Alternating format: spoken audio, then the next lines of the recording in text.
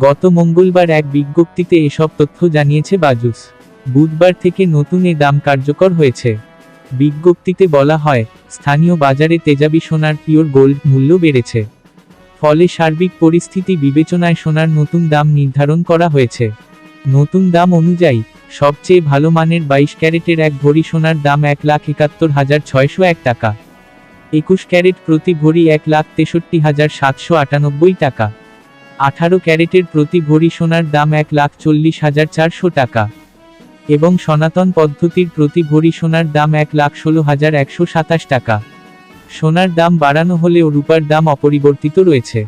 ফলে 22 ক্যারেটের এক ভরি রূপা 2,811 টাকা, 21 ক্যারেট 2,683 টাকা, 18 ক্যারেট 2,298 টাকা ও সনাতন পদ্ধতির রূপা 1,726 টাকায় বিক্রি হবে।